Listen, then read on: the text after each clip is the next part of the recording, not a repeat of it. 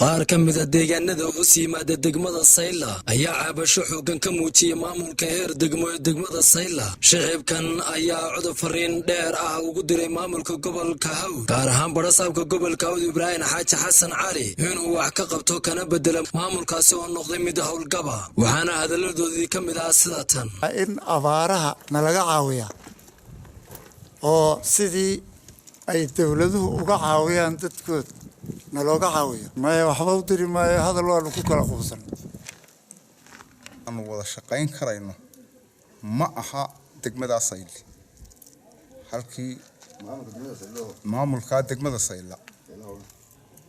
ma wada shaqayn karno waa la bedeli karaayo waxay wax ku yihiin waxa weeyaan ummadda ay wanaajiyaan shacabka markay waxba u qaban waayaan waa laga tashan karaa inuu naga bedelo ayaanu ka codsanaynaa barasaabka degmada Sayla maamulka haysta degmada Sayla iyo dadka deganimo dad aad u wanaagsan laakiin waxa haysta maamul beriya wax ka diranada gobolkuna uu nagu daawanayo tuulaan ayada saaw saamashay tuulaan baargo waxa tuulayaasha wadada baargo tuulaa ugu qiimeeya qaayaba badan uguna tayo sareeya waxa baabiyay maamulka Sayla sababtoo ah waxa kamid oo kale oo aan qarinayn la shaqayntii la shaqaynayay waa laga xiray waa laga joogsaday iyaguna lama shaqayn karaan lama shaqayn karno waayo maamulka xumi uu ku dilaa hadii uu maamulku xumaadana waa nasiib daro waxaan leeyahay anu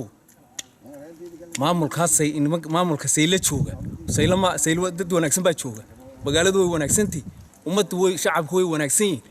laakiin cid xukunta ayay leeyihiin waxaan u dirayaa waxa hayd inuu horta yimid barasaabku